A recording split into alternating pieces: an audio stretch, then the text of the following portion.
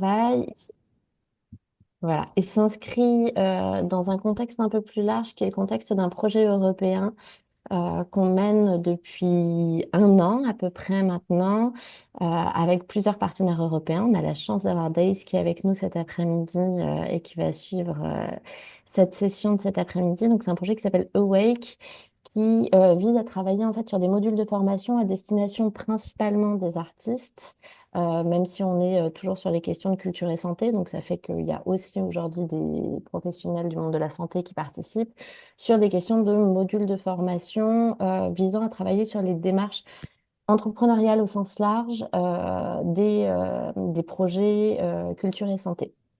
Donc nous, dans le cadre de ce projet, on a travaillé notamment sur deux aspects principaux.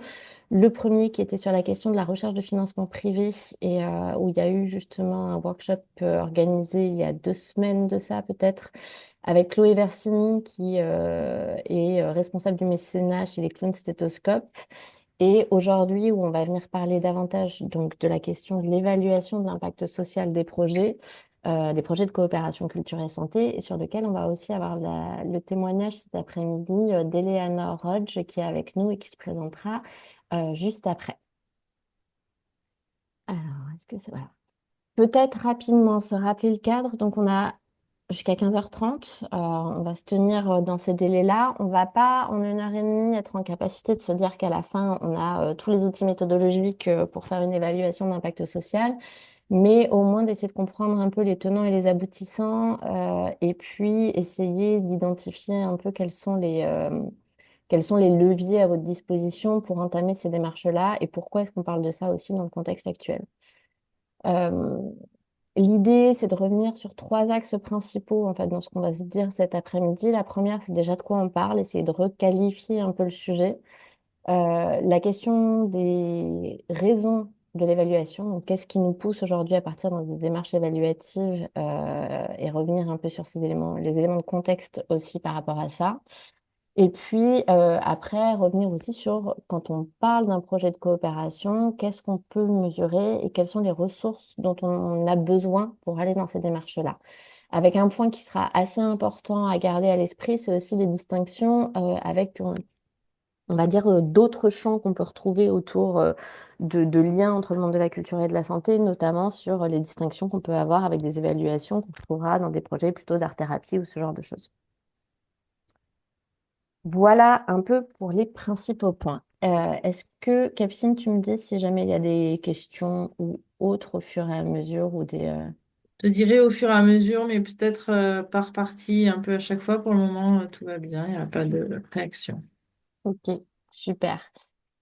Du coup, peut-être présenter l'équipe là qui est sur la démarche. Donc, j'ai présenté tout à l'heure Dace qui fait partie du projet Awake pour une structure qui s'appelle NDPC, qui est Northern Dimension of Partnership Culture. Je vous passe les détails mais qui sont les porteurs du projet en fait Awake que j'évoquais tout à l'heure. Il y a Capucine qui est responsable de l'animation du réseau au sein du pôle culture et santé qui est avec nous aujourd'hui et moi-même euh, pour animer ce temps de travail. On a aussi Eleanor Rodge qui est avec nous là. Est-ce que tu veux te présenter en 2 mots? Vous m'entendez? Ouais, super. Bon, super. Bonjour à tous. Donc, Eleanor Rodger. Je connais le pôle culture et santé puisque j'ai travaillé au pôle culture et santé pour remplacer Capucine un certain temps. J'avais commencé par un stage. C'était en 2021, je crois. Capucine, si ma mémoire est bonne. Et du coup, j'ai eu plaisir à prendre part à cette mesure d'impact social, puisque c'était au début de cette, de ce travail de réflexion autour de l'impact que peut avoir ces projets sur les établissements. Et donc, du coup, j'ai continué voilà, au pôle culture et santé à un certain moment. Et puis, depuis, je suis adjointe de direction dans un EHPAD. Donc, tout ce que j'ai appris aux côtés du pôle culture et santé, et maintenant que je suis sociétaire, j'essaye de diffuser un peu cette idée-là et cette politique-là et donc je suis ravie d'être là aujourd'hui. Super. Merci. Et du coup, tu pourras aussi nous parler en effet de là où tu te situes aujourd'hui avec ta fonction de directrice adjointe d'EHPAD sur sur ce type de projet et sur Oui, les besoins qu'il peut y avoir et le regard qui peut être porté quand on se lance dans ces projets-là. bien sûr. Peut-être pour commencer, moi j'avais envie de se rappeler un peu de quelques mots qu'on met derrière ces logiques de mesure d'impact social, parce que j'imagine que vous êtes tous plus ou moins familiers des termes, mais sauf que souvent on utilise aussi plein de termes différents en fait dans les projets qui se mélangent tous un peu. Parce que, alors, non, aujourd'hui, on entend quand même énormément parler de cette question de la mesure d'impact social, sauf que genre, à 95%, ouais, dans 95% des cas, en fait, ce qu'on fait, c'est plus une question de souvent des enquêtes de satisfaction qui sont assez différentes. C'est-à-dire qu'on va souvent poser la question en gros, est-ce que vous avez bien aimé participer à un projet, plus que se poser la question de réellement quel impact ça a eu sur les personnes. Donc, il y a quand même plein de termes qui tournent autour de cette logique de la mesure d'impact social à travers la logique bah, on va faire une analyse, un bilan, une efficience, une évaluation, on va venir regarder les conséquences, on va venir regarder les questions de l'utilité sociale d'un projet, on va venir faire un diagnostic. Tous ces mots-là, en fait, il y en a qui sont très proches. Quand on parle d'évaluation et de mesure d'impact social, on va être assez proche. Quand on parle de la question de l'utilité sociale aussi, mais clairement, la question de la satisfaction, c'est bien autre chose. Je donne un exemple sur un projet de coopération culture et santé. Le fait que des personnes aient apprécié et été contentes de venir ne dira rien de ce que ça a produit chez elles. Si ce n'est le fait de dire, oui, bah, peut-être un premier indicateur, celui de dire les personnes étaient satisfaites, mais ça s'arrêtera à ce niveau-là. Ça ne va pas nous dire ce que ça produit dans leur capacité à se sentir considérées autrement, à travailler différemment, etc. Donc, on va être sur des endroits assez différents, au même titre que si vous le prenez dans le cadre, j'en sais rien, moi, de la question, par exemple, d'un festival. Le fait de dire il y a eu 90 personnes qui sont venues et tout le monde était ravi du moment qu'ils ont passé, ça nous raconte rien de est-ce qu'au final on a réussi à créer de la découverte de choses que les personnes ne connaissaient pas, est-ce qu'on a réussi à susciter de l'envie d'aller vers davantage de pratiques artistiques et culturelles, etc. Donc il y a quand même ces distinctions qui sont assez significatives et qui sont importantes à avoir à l'esprit parce qu'aujourd'hui, très souvent, quand on vous demande de faire un bilan, on ne vous demande pas de savoir qu'est-ce que ça a produit en termes d'impact social, on vous demande plutôt qu'est-ce qui s'est passé. Ce qui n'est pas complètement la même chose. Qu'est-ce qui s'est passé? Est-ce que les gens étaient contents? Donc ça fait quand même partie des éléments assez forts, parce que si on reprend la question de la définition en fait qui en est donnée, donc il y a un- une cellule qui travaille sur l'économie sociale et solidaire qui avait donné une définition en disant que l'impact social, c'était l'ensemble des impacts, que ce soit des évolutions, des inflexions, des changements ou des ruptures, des activités d'une organisation, tant sur ses parties prenantes externes, donc ses potentiels bénéficiaires, usagers, clients en fonction des typologies de structures, directes ou indirectes, de son territoire et interne, salariés, bénévoles, volontaires, etc., que sur la société en général. Il se traduit en termes de bien-être individuel, de comportement, de capacité, de pratiques sectorielles, d'innovation sociale ou de décision publique. Derrière ça, l'idée, c'est bien de se dire que si on veut regarder l'ensemble des impacts, les impacts sur un projet de coopération, ça va venir toucher bien évidemment potentiellement les résidents d'un EHPAD, comme les professionnels qui interviennent, comme potentiellement les proches des personnes qui ont participé au projet, mais possiblement aussi les voisins. Parce que le voisin d'un EHPAD qui va se rendre compte qu'il y a une restitution d'un spectacle qui se passe dans son EHPAD, bah, d'un seul coup, son changement de regard sur qu'est-ce qu'un EHPAD va pouvoir entrer en ligne de mire, ça va venir faire bouger potentiellement les institutions également.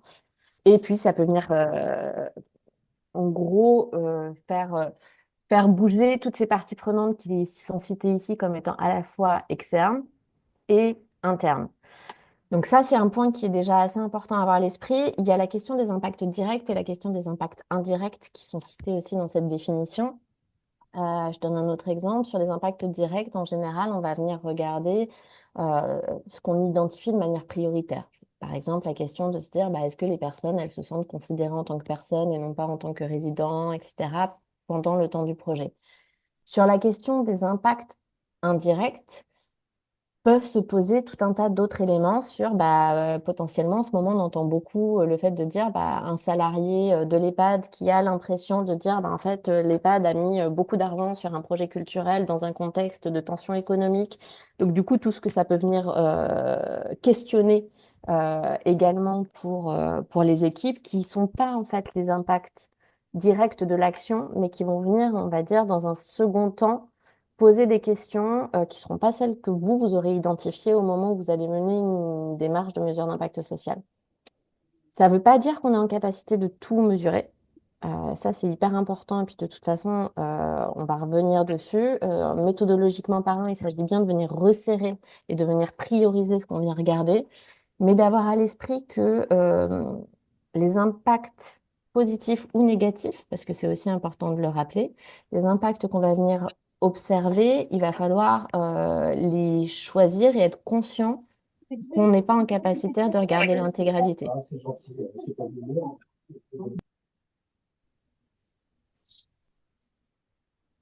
Du coup, ça nous amène quand même à garder aussi à l'esprit qu'il y a plusieurs niveaux quand on va parler d'impact social. Il y a souvent trois niveaux qui sont étudiés, qui sont le niveau des réalisations, le niveau des résultats et le niveau des impacts. Quand vous remplissez un bilan, par exemple, sur une subvention ou sur un mécénat ou autre, ce qu'on vous demande, c'est le niveau des réalisations. C'est-à-dire combien d'heures vous avez fait d'ateliers avec les patients du centre hospitalier. On va vous demander combien de personnes ont participé aux ateliers. On va vous demander potentiellement combien de temps de coordination vous avez mis en place, etc. Ça, c'est vraiment le niveau pur et dur de réalisation. On va peut-être vous demander aussi, est-ce qu'il y a une restitution? Ça, là-dessus, on revient un peu sur tout à l'heure ce que je disais en disant, on n'est pas à l'endroit de l'impact, on est plus dans du descriptif de ce qui s'est passé, qui sont des éléments qui sont hyper importants, il ne faut pas les négliger, mais qui ne nous disent pas grand-chose de ce que ça a produit sur les personnes. Et en général, on s'arrête plutôt à ce niveau-là. Après, il y a le niveau des résultats qui est déjà un niveau de qu'est-ce qui se passe sur le moment. Donc, on se rend compte que les personnes, après, elles ont mis des choses en place, etc. Donc là, on arrive plutôt sur ce qu'on produit. Donc, il y a ce que l'on fait, ce qu'on produit, et qui nous amène après plutôt à la question des impacts, qui relèvent de ce à quoi on contribue. Donc, c'est vraiment les conséquences des activités auprès des parties prenantes qu'on aura ciblées. Sur les impacts, on évoquait tout à l'heure cette question autour des droits culturels qui va revenir constamment, qui est celle de se dire, cette question d'être considéré, de se sentir considéré en tant que personne et de sortir de la représentation de je suis un patient, je suis un résident, je suis un professionnel, etc. Et juste de ramener cette relation d'humanité au cœur des projets de coopération.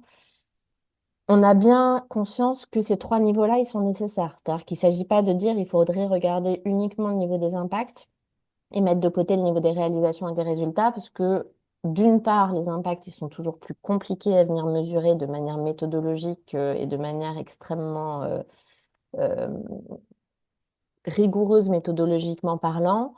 Ça ne veut pas dire qu'il n'y a pas des choses à faire, on pourra revenir dessus, mais dans tous les cas, il y a le besoin d'avoir les informations en termes de réalisation et de résultats pour encadrer, contextualiser, être en capacité de visualiser ce qui s'est passé. Mais on a bien besoin, quand on travaille, en tout cas sur ces démarches d'évaluation des projets de coopération, de mettre quelque chose de montrer ce qui se passe sur les trois niveaux. Qui nous amène à du coup, pourquoi est-ce qu'on met en place une démarche de ce type-là? Moi, je serais intéressée déjà aussi par savoir qu'est-ce qui vous intéresse par rapport à ces thématiques-là et pourquoi vous vous intéressez à ce sujet-là? Parce qu'en fait, on se rend compte qu'il y a plusieurs euh, dimensions qui peuvent jouer. La première, c'est souvent pour légitimer un projet. Donc, le fait de dire, pour réussir à expliquer pourquoi est-ce qu'il faudrait que je mette en place ce projet, euh, le fait d'avoir une mesure d'impact social peut permettre de dire, regardez, le projet, il est intéressant à décliner parce qu'on se rend compte qu'il produit ça, ça, ça, ça, ça, sur l'établissement, sur les résidents, sur les professionnels, etc. Il y a un deuxième niveau qui va être le fait de le diffuser et d'inciter d'autres personnes à agir. Là, je vais prendre par exemple de nous, là, on se situe au sein du pôle culture et santé. Il peut y avoir cette question de se dire, euh, comment est-ce que, grâce à des mesures d'impact social des projets, on est en capacité d'inciter d'autres établissements de santé, d'autres artistes à se mobiliser sur des projets de coopération. Et puis, il y a l'aspect un peu pragmatique qui est celui aussi de se dire, de toute façon, c'est nécessaire pour recevoir des financements. Alors, peut-être là-dessus, ça sera important et on aura l'occasion de revenir dessus. Aujourd'hui, a priori, en tout cas, nous, de ce qu'on identifie, on commence de plus en plus à avoir des projets de coopération à qui euh, des porteurs de projets qui sont sollicités pour produire des mesures d'impact social de leur projet pour justifier des financements dont ils disposent. C'est pas le cas aujourd'hui des financements publics sur les projets de coopération culture et santé. C'est de manière générale assez peu le cas sur les financements publics aujourd'hui en France. Les financements publics au niveau européen demandent, eux, beaucoup ces démarches-là, que ce soit des financements publics européens du type FSE, mais au même titre que sur des projets type Erasmus+, Creative Europe, etc., qui sont des projets qui demandent de plus en plus ces démarches. Et au-delà de ça, les financeurs privés, qui financent des projets de coopération, eux, le demandent de plus en plus. Je pense qu'on en parlait il n'y a pas longtemps avec Capucine, c'est-à-dire qu'on l'entend, nous, de plus en plus sur des sollicitations de financeurs privés. On peut penser à des acteurs type AG2R La Mondiale, Malakoff Humanis ou d'autres qui, aujourd'hui, vont même souvent conditionner des soutiens financiers à la réalisation d'une démarche de mesure d'impact social sur leur projet. Dans le contexte actuel où les financements publics, ils ont tendance à... On a la chance, en tout cas sur la région Nouvelle-Aquitaine, d'avoir un maintien sur les financements, sur les projets de coopération. Il y en a qui viennent d'autres régions, c'est pas le cas de toutes les régions. On connaît le contexte actuel et de toute façon, on n'est pas à l'abri d'évolution dans les années à venir. Donc, on voit aussi de toute façon à quel point les financements privés deviennent de plus en plus sollicités, que ce soit en cofinancement d'ailleurs ou en financement exclusif. Dans tous les cas, ça rappelle l'importance d'être en capacité de savoir de quoi on parle et d'être en capacité pour vous, porteurs de projet, d'avoir des arguments pour dire voilà ce qu'on est en capacité de produire et voilà ce que nous ne sommes pas en capacité de produire. Et je pense que ça, c'est un point qui sera hyper important parce que pour vous donner un peu des éléments de contexte, aujourd'hui, la culture dans le monde privé de la mesure d'impact social, elle vise pas toujours, mais assez souvent à aller sur des logiques d'analyse coût-bénéfice, qui veulent dire en gros pour tant d'argent donné, combien est-ce que ça nous fait économiser, entre guillemets, socialement parlant, ce qui veut dire avec des logiques de monétisation potentielle d'enjeux de bien-être et ou d'enjeux en matière de santé publique qui viendront poser d'autres questions par rapport au positionnement des projets de coopération. Donc ça, c'est des éléments sur lesquels on peut largement discuter avec les financeurs sur les indicateurs à choisir, mais pour ça, il faut être en capacité d'identifier quels sont les leviers que vous pouvez mettre en avant et quels sont les cadres que vous pouvez mobiliser pour ça.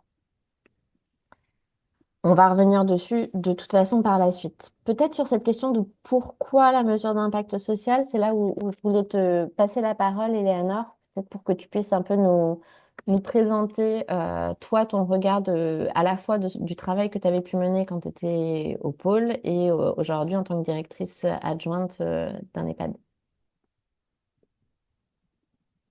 Alors, vous m'entendez? Ouais, super.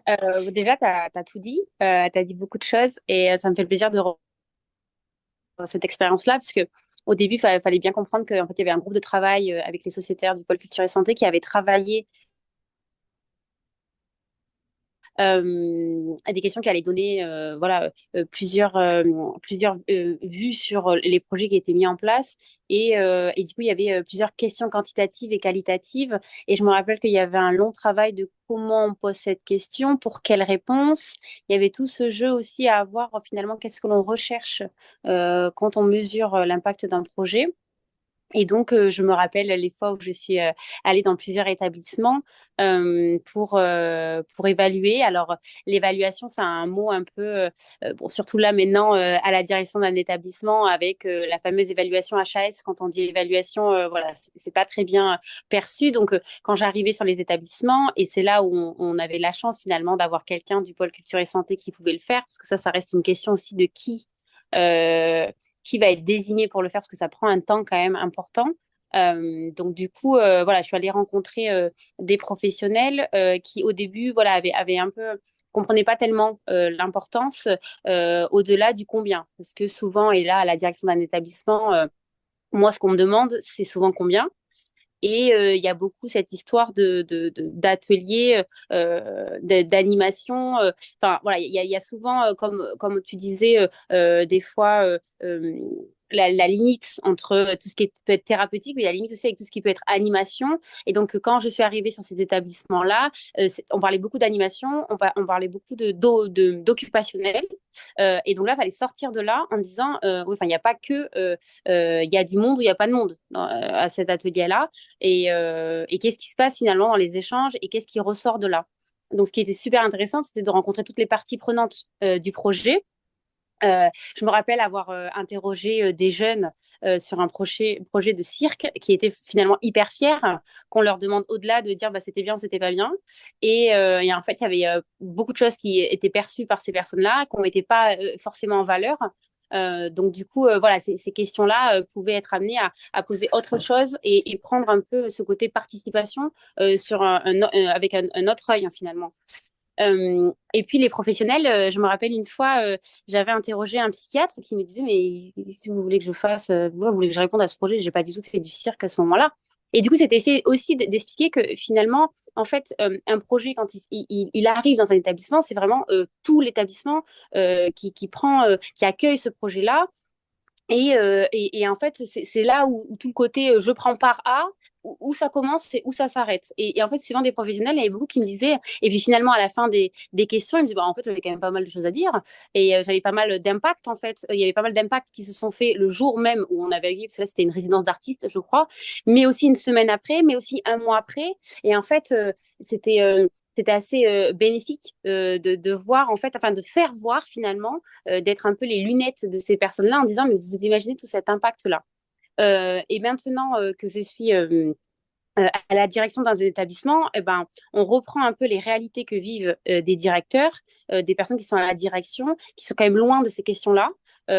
Et qui peuvent avoir à un moment donné une envie de faire venir un artiste pour finalement consommer l'artiste, consommer l'atelier, sans en voir toute la part bénéfique qu'il y a, mais qui va chercher à avoir une mesure d'impact, parce que comme vous le dites en fait, comme tu le dis en fait, c'est un moyen de recevoir des financements et d'essayer de convaincre des personnes qui ont le pouvoir au-dessus de nous. Alors moi, je me trouve dans un groupe, donc forcément, il faut que je demande l'autorisation et il faut que je convainc en fait les personnes au-dessus. Et si on sort des questions, va y avoir combien de personnes sur, je vais prendre l'exemple des EHPAD puisque j'y suis, sur 60 résidents, il n'y a que 3 personnes.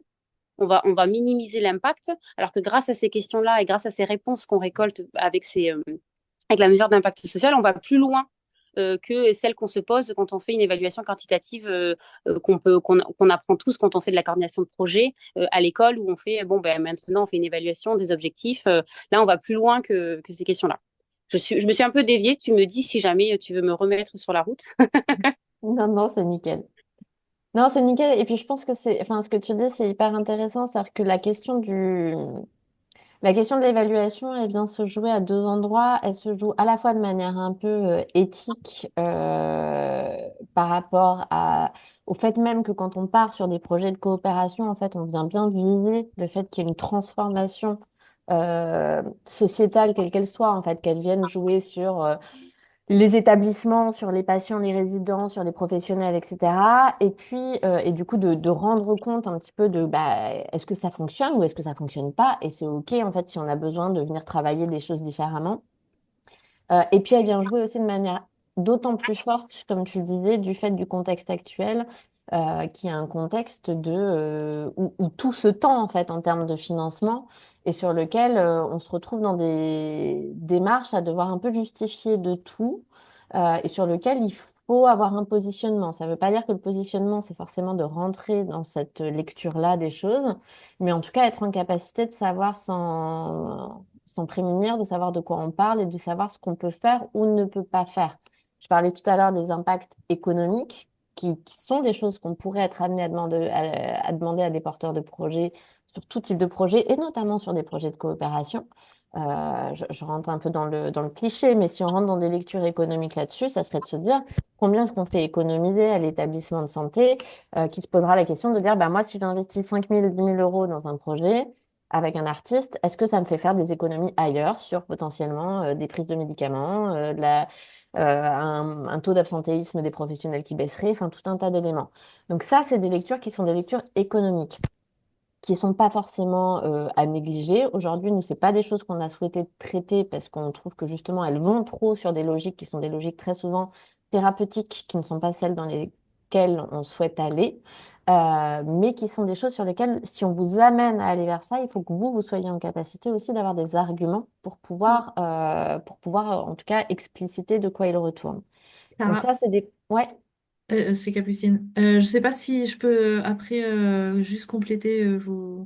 oui, Pardon, vas-y. c'était pas prévu.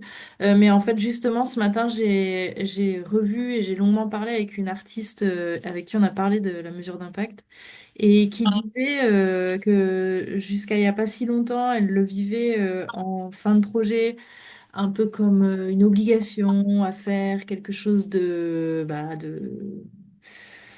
un peu imposé, et etc. Et qu'en fait, sur son dernier projet là dont elle me parlait, elle avait vraiment apprécié parce qu'elle s'en était saisie. euh, Grâce à cette mesure d'impact, déjà, vu qu'ils la pensaient dès le début, ça les avait vraiment forcés à bien se rencontrer, à bien se connaître, à échanger avec l'équipe sur qu'est-ce qu'on aimerait peut-être pouvoir mesurer, qu'est-ce qu'on aimerait pouvoir montrer à la fin de notre projet. Et au-delà de ça, elle disait, en fait, ça m'a vraiment recentré sur l'essentiel des projets que je peux mener, et ça fait plusieurs dizaines d'années qu'elle en fait. Ça m'a permis, comme le disait Léanore tout à l'heure en parlant du psychiatre, je crois, ça m'a permis en fait de voir, de formuler des choses et d'entendre des impacts que je n'avais pas perçus aussi pendant le projet. Enfin, en tout cas, elle disait aujourd'hui, je m'en passerai plus parce que ça, au-delà de me donner des argumentaires pour aller chercher d'autres financements pour d'autres projets, bien sûr, mais même sur la conduite même du projet et l'essence de l'engagement de cet artiste, en tout cas dans ces projets-là, enfin, voilà, elle était super contente de les investir avec la mesure d'impact aujourd'hui. Donc, je voulais juste se partager. Non, mais c'est hyper intéressant ce que tu évoques là parce que enfin, sans même parler en fait des résultats de la démarche, la méthodologie même est une méthodologie qui sert à la fois à la coopération et qui va venir également servir la construction du projet. Ça fait écho avec le fait également de se dire ce travail-là, il va vous permettre de regarder ce que vous pouvez avoir comme impact sur souvent les cibles pense être les cibles du projet de manière assez évidente. C'est-à-dire que très souvent, on va se dire bah, les résidents, les patients, etc., en fonction des typologies d'établissements de santé avec lesquels on travaille. Mais également de se poser après la question, et ça a souvent été le cas quand on a traité de ces sujets-là en collectif, de se poser la question de se dire quid de l'impact qu'on va avoir sur des professionnels. Et à partir du moment où on se pose cette question-là, de potentiellement, du coup, faire évoluer son projet. C'est-à-dire que l'objectif, il n'est pas de se dire, de toute façon, on n'aura jamais, on cherche pas à se dire est-ce qu'on a un bon ou un mauvais résultat en matière d'impact. C'est plus la question d'identifier quelles sont les pistes d'amélioration qu'on va pouvoir venir travailler pour aller plus loin sur les projets qui suivraient. Est-ce que, Eleanor, tu avais des choses à ajouter ou est-ce qu'il y a des questions pour Eleanor? Oui, il y a une question dans le chat qui est comment est-il possible de faire le bilan de l'impact sur l'économie et sur la société si on est une petite entreprise ou un individuel et quelles sont les étapes pratiques? Eh ben, du coup, on va y arriver en suivant. Donc, ça, je vais reprojeter le support. Juste peut-être préciser par rapport à cette question que c'est justement ce qui est, je pense, au cœur des problématiques qu'on a quand on parle des projets de coopération culture et santé, c'est que on n'est pas sur des projets qui sont d'une ampleur suffisante pour réussir à avoir des démarches extrêmement approfondies d'évaluation d'impact social.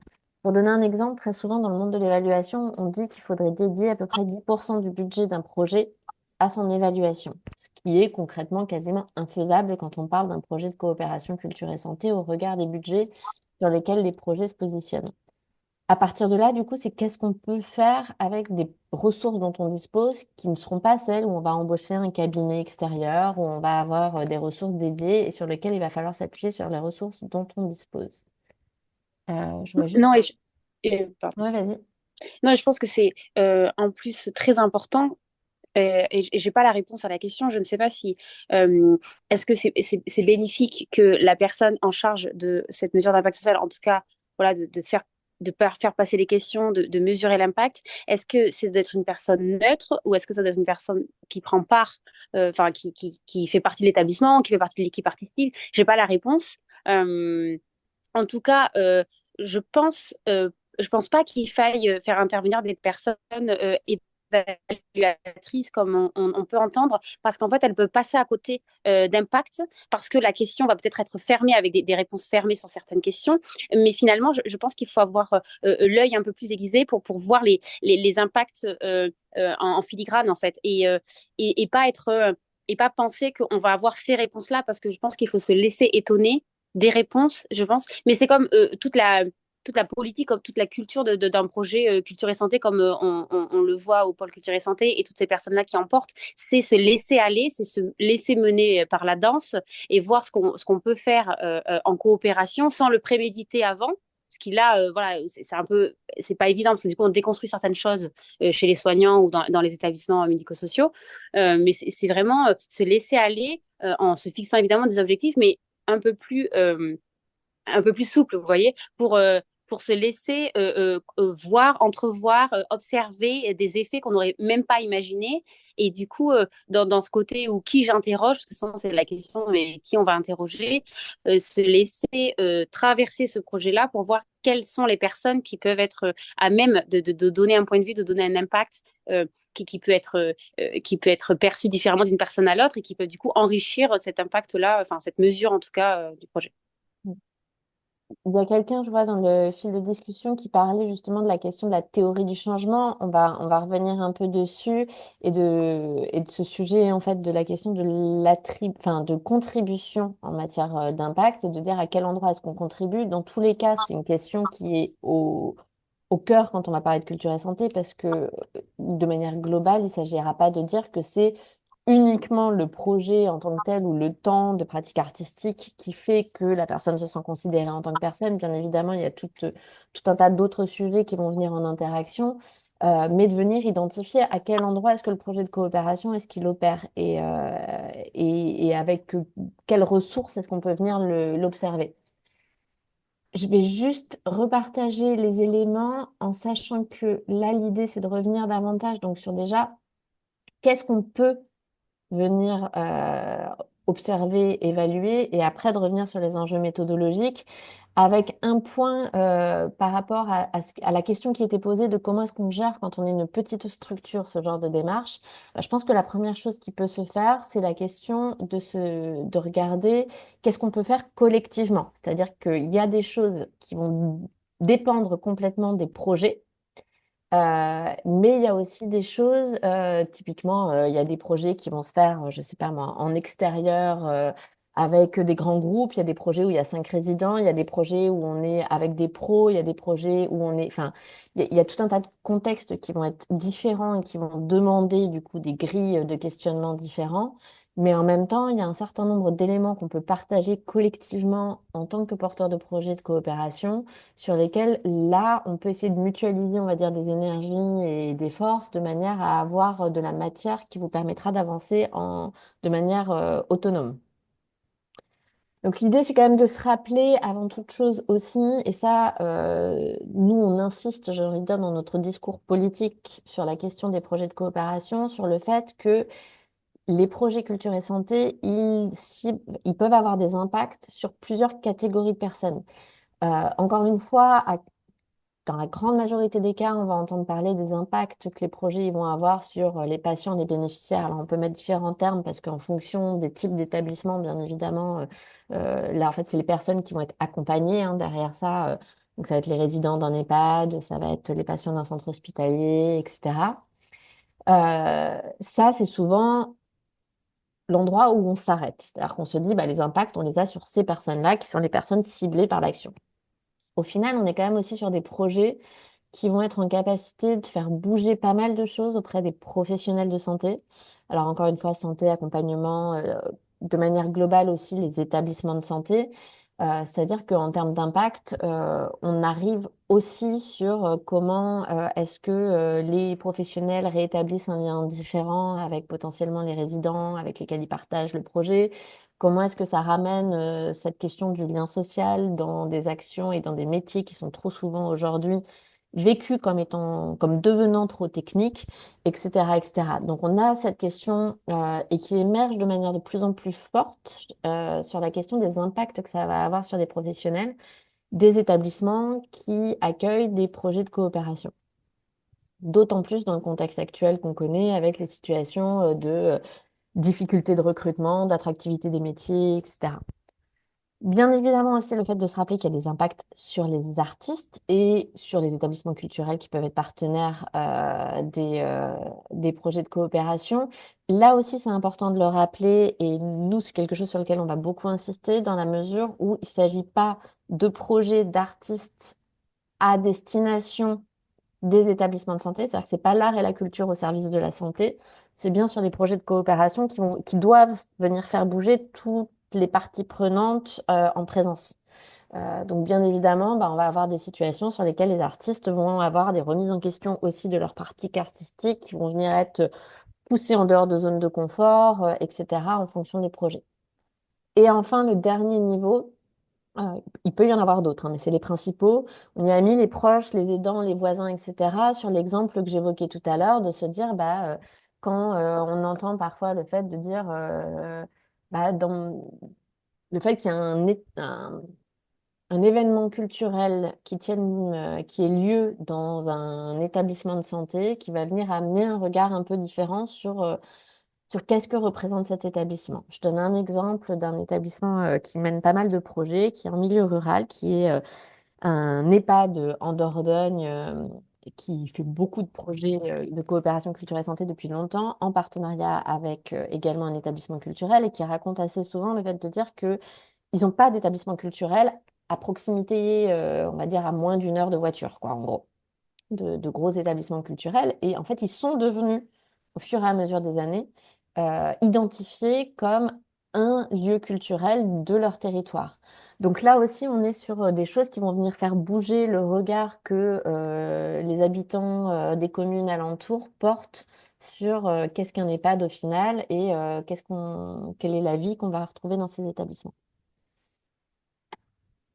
Là-dessus, hop, je vais essayer de les passer assez rapidement. On pourra vous transmettre de toute façon le support parce que c'est des choses sur lesquelles vous pouvez vous appuyer quand vous construisez des dossiers, quand vous voulez expliciter là où vous souhaitez aller, pour mettre des mots, on va dire, sur les impacts que vous souhaitez toucher du doigt à travers les projets. C'est des propositions qui sont faites, qui sont des propositions assez génériques sur lesquelles ça ne veut pas dire qu'elles s'appliquent à tous les projets. C'est-à-dire que là, on est sur les grandes lignes méthodologiques des projets de coopération. Encore une fois, comme je le disais tout à l'heure, chaque projet va venir piocher parce que on est sur des priorités qui sont différentes. Avant-hier, avec Capucine, on était encore sur un rendez-vous où on se retrouve avec des artistes qui nous disent, bah là, nous, notre projet, il vient avant tout cibler les aidants. Donc forcément, les indicateurs qu'ils vont choisir pour évaluer l'impact de leur projet ne sera pas les mêmes que si ce qu'ils souhaitaient venir bouger en priorité, je sais pas moi, c'était le fait de faire tomber les murs d'un établissement et de faire du lien avec le voisinage. Donc, on va venir regarder des choses différentes, mais ça permet en tout cas de pouvoir poser des grandes lignes et des mots sur là où on peut aller. Sur les patients et sur les bénéficiaires, je pense que le point de vigilance à avoir, il est sur ce qu'a évoqué Eleanor tout à l'heure, c'est la question de ne pas tomber dans une lecture thérapeutique qui sera celle de se dire, en fait, en matière d'impact, bien évidemment, on peut se poser des questions sur le fait que l'humeur des personnes va s'améliorer, qu'il y a des tensions qui vont diminuer, etc. Mais qui n'est pas complètement la même chose que de se dire, est-ce qu'on a pu voir dans d'autres démarches d'évaluation là-dessus, qui vont être celles de se dire, est-ce qu'en gros, on prend moins d'antidépresseurs à l'issue des ateliers artistiques, quoi. Donc là, on est bien aussi dans un positionnement des projets de coopération qui n'ont pas une visée thérapeutique, mais vont réellement aller vers cette lecture plutôt des droits culturels. Il y a la question de la pratique culturelle facilitée dans des endroits ou dans des situations de vie sur lesquelles, bah, là, on est sur le premier niveau, on va dire, celle de dire déjà, on crée un cadre qui permet cette pratique-là. Et puis cette logique de retrouver la singularité au-delà des cadres de patients professionnels, donc en fait de changer le rôle et la fonction qu'on va occuper par rapport à ce qui se, au rôle et à la fonction qu'on a au quotidien dans un établissement. C'est-à-dire qu'on sort d'une lecture de dire je suis la personne âgée résidente de l'EHPAD ou je suis la personne en chimiothérapie ou je suis la personne dans telle situation en tant que résident ou bénéficiaire ou patient, mais plus dans le fait de revenir à cette question de ce qu'on évoquait tout à l'heure sur la relation d'humanité et le fait de se sentir considéré comme une personne au-delà de son statut dans l'établissement. S'il y a des questions, vous pouvez y aller au fur et à mesure.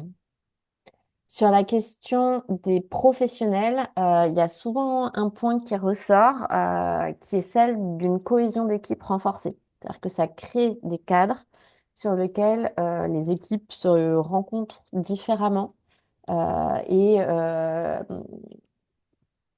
on va dire, il y a eu un exemple il n'y a pas longtemps d'une équipe qui disait, bah moi, à l'issue d'un projet de coopération, en fait, je travaille avec des personnes depuis 10 ans. En fait, on s'était jamais vraiment parlé parce qu'on n'est pas sur les mêmes fonctions ou on n'est pas amené à discuter. Moi, j'avais pas, par exemple, quelqu'un qui disait, bah moi, j'ai jamais discuté avec les personnes qui géraient la cuisine de mon établissement. Là, on s'est retrouvés à participer ensemble et à monter sur scène ensemble dans le cadre d'un projet de coopération. On se rencontre, on crée d'autres cadres et d'autres liens qui font que après on se sent en tout cas dans cette dynamique d'équipe de manière plus significative.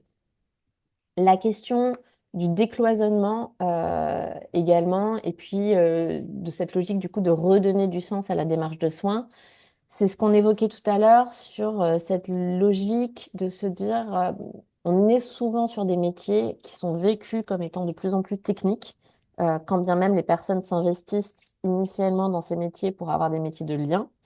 Et ces projets-là sont des endroits dans lesquels les personnes, souvent les professionnels, reviennent en disant, bah, j'ai créé du lien. J'ai été dans un moment où j'ai arrêté de me dire que Madame Michu, c'était celle qui était pénible parce qu'elle voulait pas prendre ses médicaments. Et je suis allée à la rencontre de la personne, j'ai redécouvert la personne et du coup, ça amène également potentiellement à aller sur des logiques de changement de pratique professionnelle et changement de liens et de relations avec, entre eux, comme on le disait tout à l'heure sur les patients ou les résidents, changement du lien de relation entre professionnels et résidents.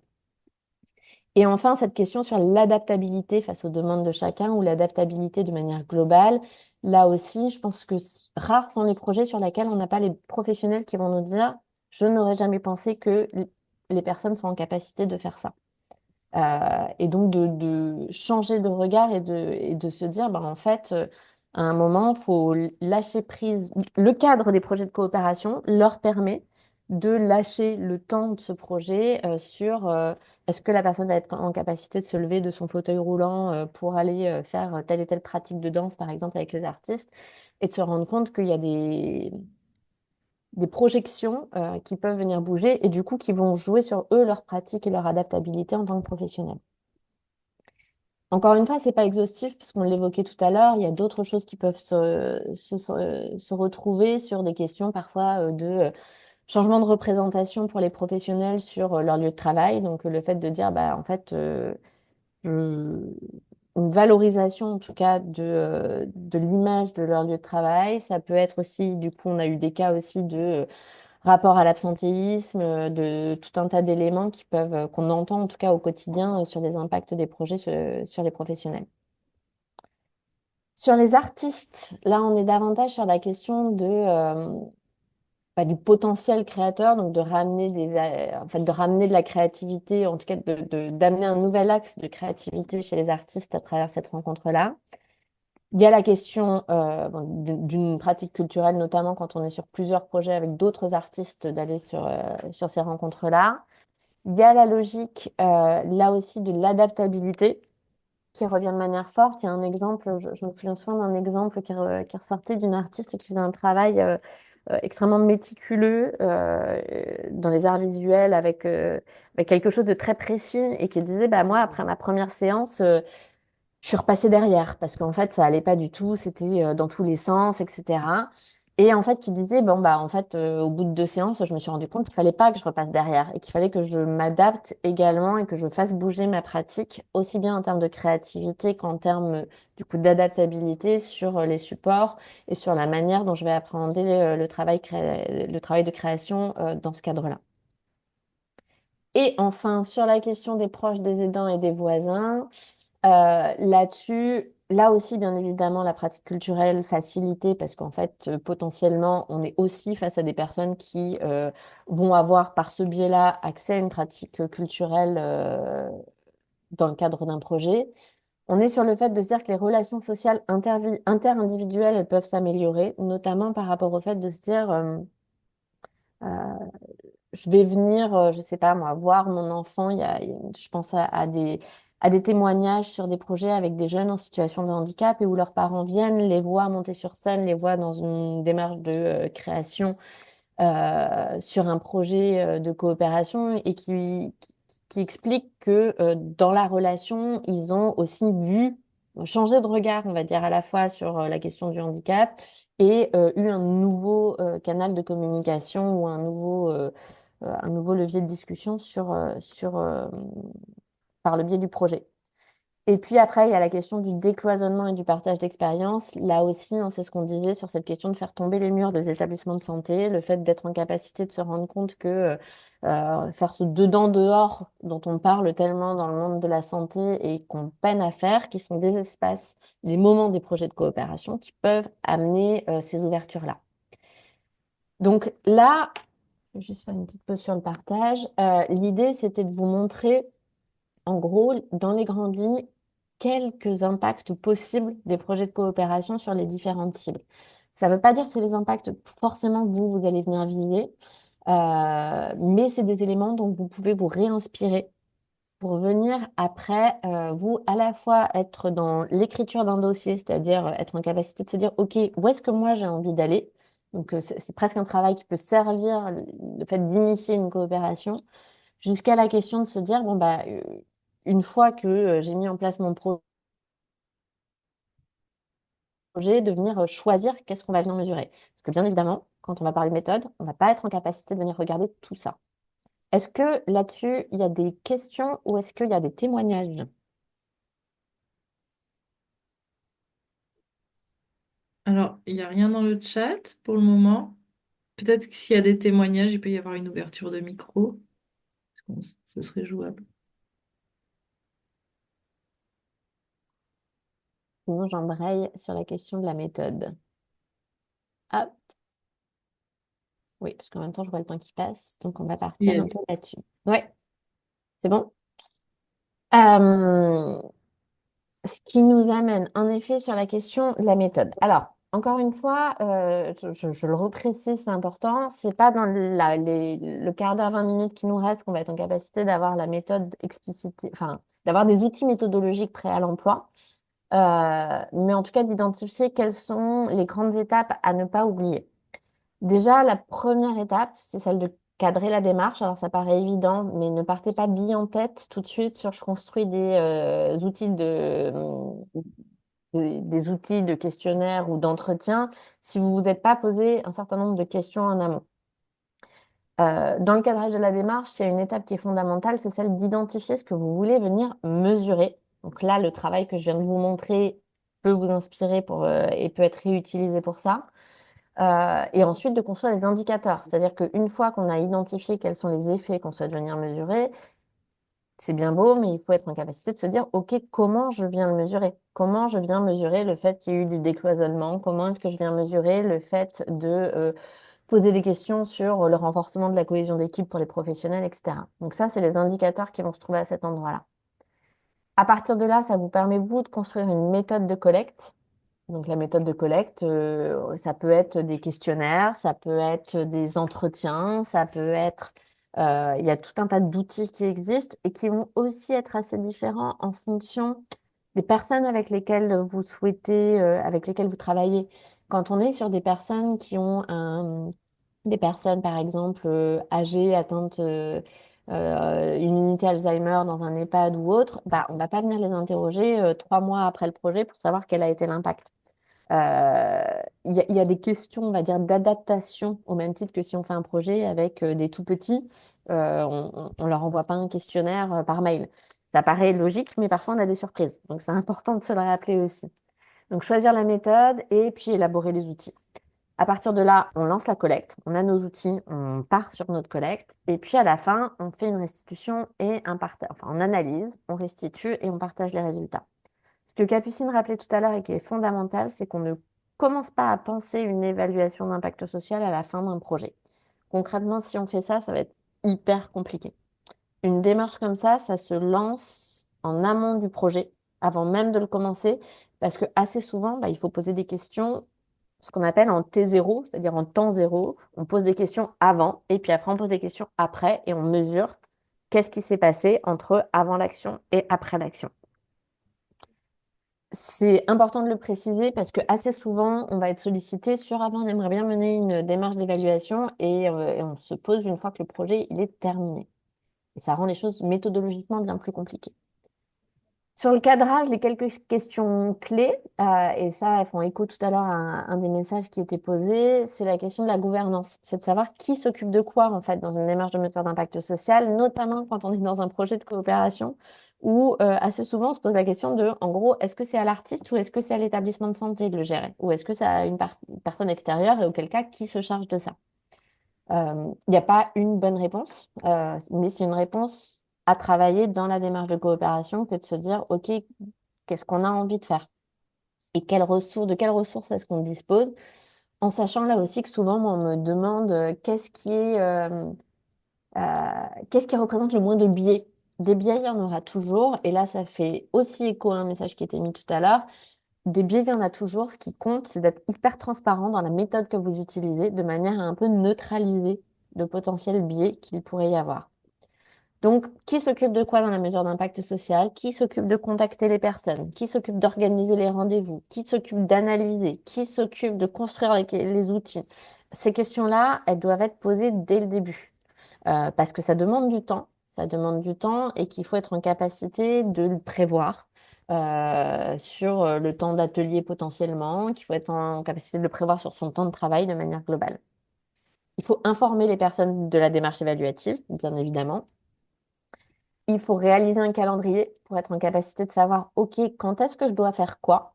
Là, par exemple, moi, j'ai vu une structure lancer une démarche de mesure d'impact social. Bah, c'est se rappeler qu'on fait un questionnaire au début du projet, on interroge à la fin de la semaine d'atelier, on réinterroge les personnes. Et puis, en fait, on veut les réinterroger 3 mois après pour savoir ce qui s'y passe. Donc, on planifie, on va dire, les différentes étapes et on se dit bah, à quel moment est-ce qu'on veut avoir l'évaluation et puis le rapport final. Et après, on définit collectivement les impacts et les effets que l'on évalue en fonction de ses moyens. Là aussi, soyez pragmatiques. Vous n'avez pas 3 sociologues à temps plein pour travailler a priori sur la démarche. Donc, faites des choix sur ce que vous voulez venir mesurer en priorité pour le faire bien, mais au moins on va dire, cadré par rapport à ça. Là-dessus, c'est aussi important, et je le redis, de le faire ensemble, parce qu'on parle d'un projet de coopération. Projet de coopération, ça veut dire se mettre d'accord sur des objectifs communs. Quand on parle d'objectifs communs, en fait, c'est se mettre d'accord sur c'est quoi les impacts qu'on aimerait avoir ensemble. C'est un super outil pour structurer la coopération que de se poser la question au tout début d'un projet, de se dire, OK, qu'est-ce qu'on veut venir mesurer ensemble? Qu'est-ce qui compte pour nous?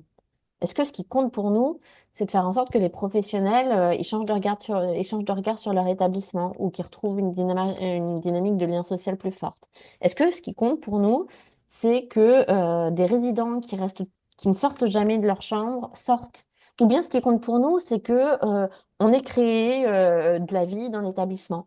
Ça ne sera pas du tout les mêmes indicateurs et ça va orienter votre projet également, à tel point que moi, il n'y a pas longtemps, sur un projet, j'entendais des porteurs de projets qui disaient ah, mais c'est super, le projet, il a rencontré un super élan. On a eu plein de résidents qui sont venus participer. Bon, oui, c'est toujours les mêmes, c'est toujours ceux qu'on voit à tous les projets, mais c'est super. Et en fait, on se posait la question de se dire, ce n'est ni bien ni mal, mais est-ce que votre objectif, il était de créer cette vie dans l'établissement et auquel cas, super, vous avez a priori réussi à créer une grosse dynamique visible pour les personnes qui traversent l'établissement. Par contre, si votre volonté, elle était de faire sortir des personnes qui ne sortaient pas de leur chambre, là, on n'a pas complètement réussi. Et dans ces cas-là, on se pose la question de comment est-ce qu'on peut faire la prochaine fois. Mais en tout cas, cette question de définir ensemble ce qu'on a envie de venir mesurer, elle est fondamentale. Ce qui nous amène du coup à la question de la méthode. Alors aujourd'hui, il y a plein de rapports sur la mesure d'impact social qui ont recensé plus de 100 méthodes différentes. Il y en a qui sont hyper techniques, on ne va pas du tout rentrer dans les détails.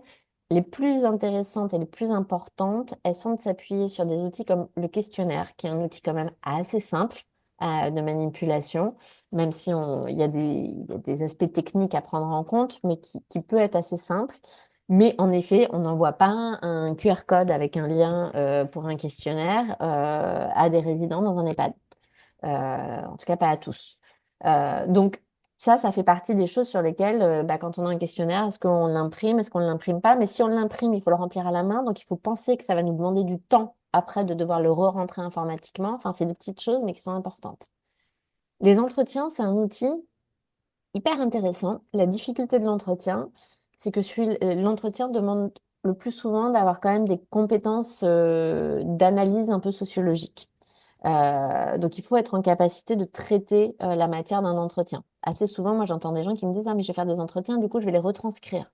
Pour information, retranscrire un entretien d'une heure, ça prend à peu près 2 à 3 jours de travail si on veut le faire entièrement. Donc autant vous dire qu'on rentre vite dans une machine qui peut être un peu lourde méthodologiquement. Ça dépend des ressources dont on dispose. Parfois, il y a des stagiaires qui peuvent être en capacité de faire ce travail-là, etc. Mais ça peut prendre davantage de temps.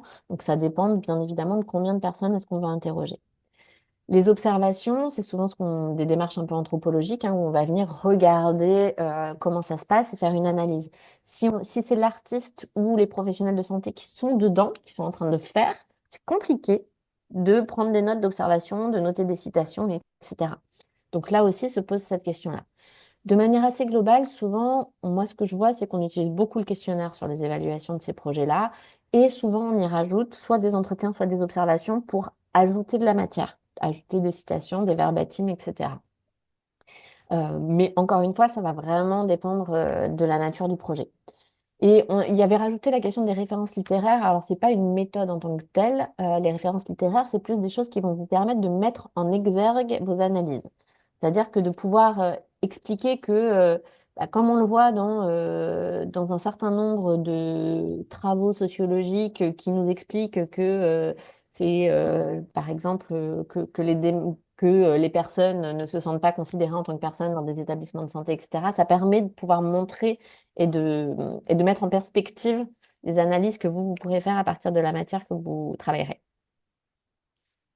Pour vous donner un peu un exemple, nous, on a créé des outils au sein du pôle culture et santé qui sont à adapter, hein.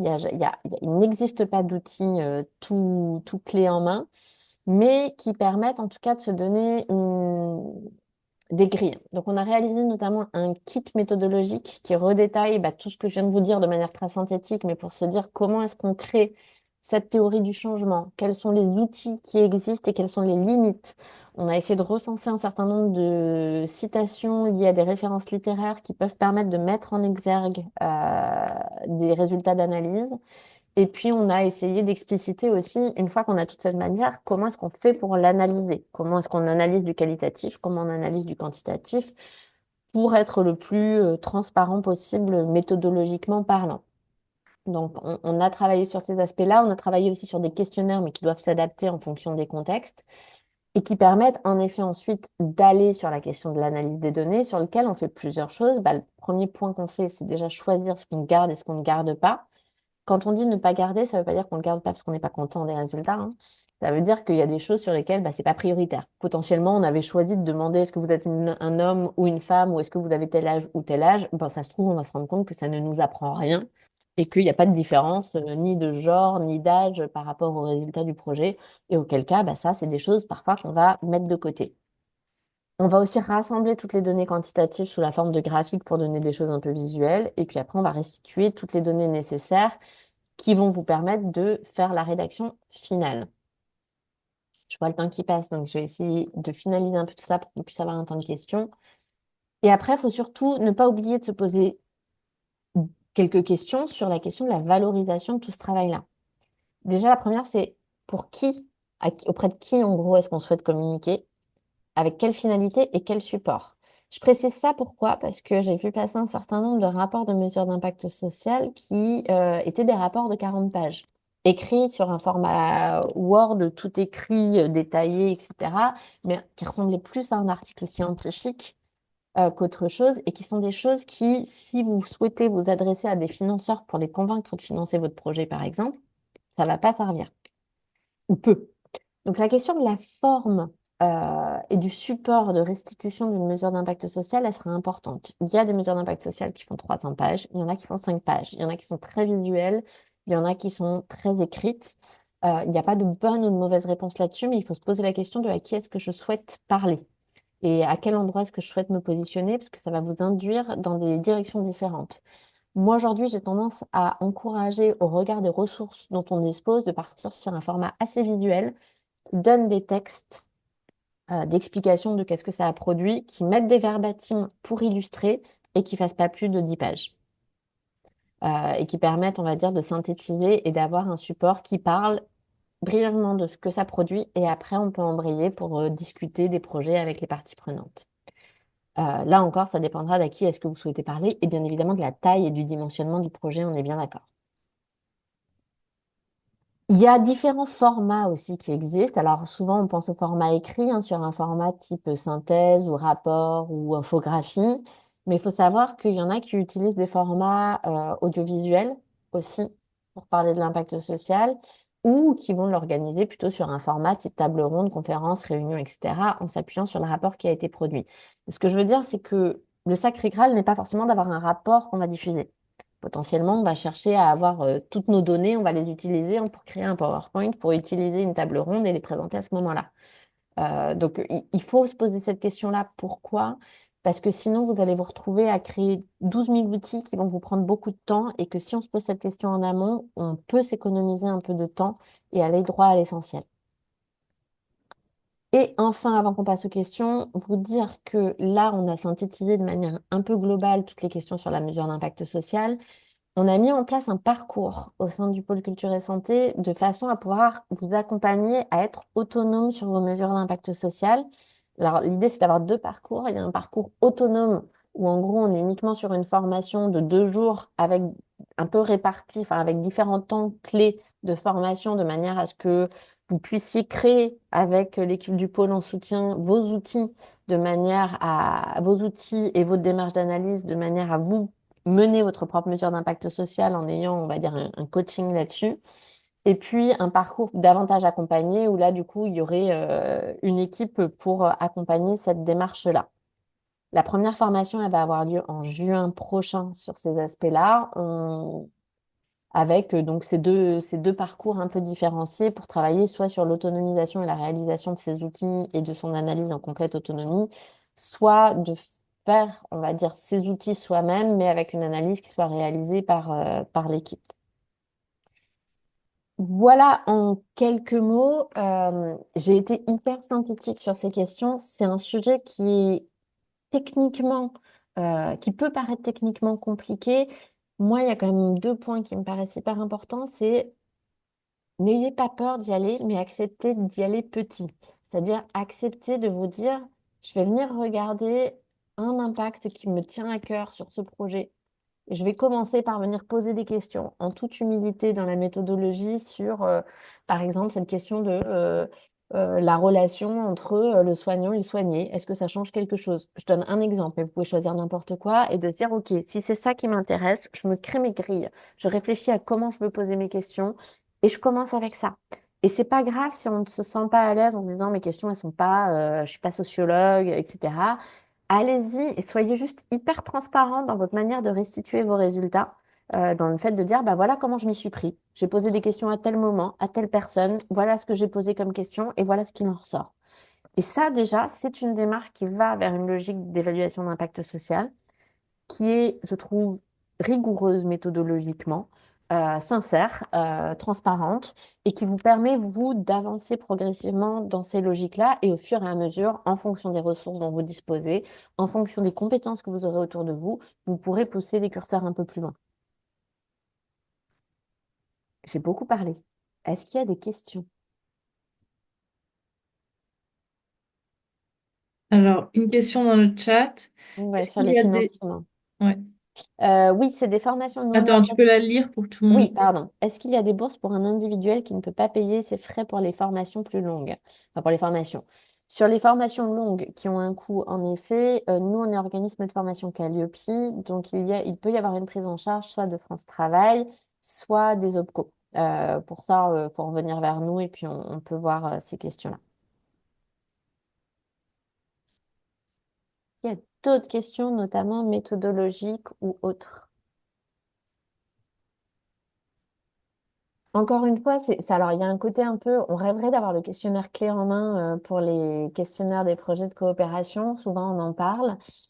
Aujourd'hui, moi, je pense que ça serait contre-productif parce que ça Mm. voudrait dire qu'on forcerait tous les projets de coopération à aller vers les mêmes indicateurs. Alors que moi, enfin, je pense que nous, au sein du pôle, on est au contraire à défendre le fait que les projets ils vont venir cibler des objectifs qui peuvent être différents. Il y a des projets qui ont envie de dire, bah, moi, mon objectif aujourd'hui, c'est de travailler entre, je sais pas moi, la relation entre les parents et les jeunes en situation de handicap d'un établissement. Il y en a d'autres qui vont dire, bah non, moi, ma priorité, c'est de venir faire changer le regard sur qu'est-ce qu'un EHPAD en territoire rural. Et du coup, si on veut garder cette singularité des projets, il faut être en capacité de ne pas, enfin, il ne faut pas donner un questionnaire clé en main qui ferait que demain, on vous demande toujours les mêmes indicateurs et que vous soyez obligé de transformer vos projets à l'aune de ces indicateurs-là. Par contre, soyez vigilants au fait que comme on n'a pas ces outils génériques, qu'on ne vous les impose pas, non plus. C'est-à-dire que vous soyez en capacité d'arriver en disant, bah, moi, je sais quelles sont mes priorités avec mon projet de coopération. L'établissement et moi, artiste, on sait où on veut aller. Voilà nos priorités et voici ce qu'on va venir mettre en place à la fois dans l'écriture du projet et puis après dans son évaluation. Est-ce que c'est clair ou pas?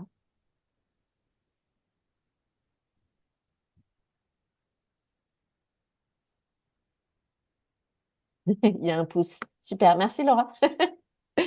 Ok, du coup, s'il n'y a pas de questions, on va pouvoir s'arrêter là. Je vais juste vous demander, parce que si je ne vous le mets pas dans le chat, ça ne sera jamais fait. Hop, je vais vous envoyer, il y a un lien du fait qu'on est sur un projet européen et qu'on essaye d'évaluer les projets européens, avoir un peu vos retours sur la session de cet après-midi. Je vous ai mis un lien dans le chat.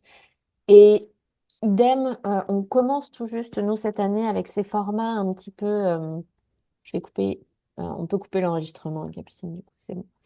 On commence, nous, avec ces